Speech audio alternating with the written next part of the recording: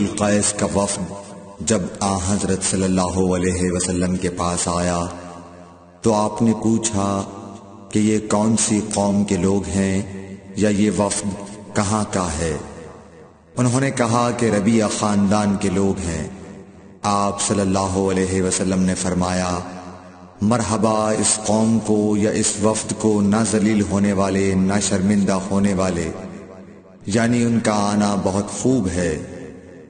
وہ کہنے لگے، اے اللہ کے رسول صلی اللہ علیہ وسلم، ہم آپ کی خدمت میں صرف ان حرمت والے مہینوں میں آ سکتے ہیں، کیونکہ ہمارے اور آپ کے درمیان مضر کے کافروں کا قبیلہ آباد ہے۔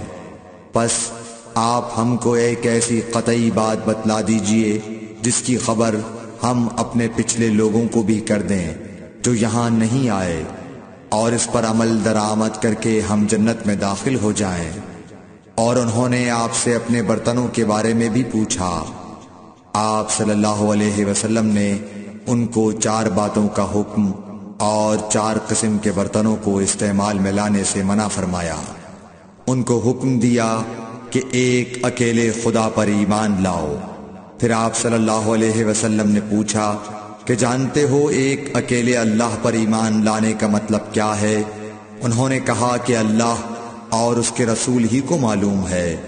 آپ نے فرمایا کہ اس بات کی گواہی دینا کہ اللہ کے سوا کوئی معبود نہیں، اور یہ حضرت محمد صلی اللہ علیہ وسلم اس کے سچے رسول ہیں، اور نماز قائم کرنا اور زکوٰۃ ادا کرنا اور رمضان کے روزے رکھنا اور مال غنیمت سے جو ملے اس کا 5واں حصہ مسلمانوں کے بیت المال میں داخل کرنا، اور 4 برتنوں کے استعمال سے آپ صلی اللہ علیہ وسلم نے ان کو منع فرمایا، سبز لاکھی مرتبان سے اور کدو کے بنائے ہوئے برتن سے، لکڑی کے کھودے ہوئے برتن سے اور روغنی برتن سے، اور فرمایا کہ ان باتوں کو حفظ کر لو اور ان لوگوں کو بھی بتلا دینا جو تم سے پیچھے ہیں اور یہاں نہیں آئے ہیں۔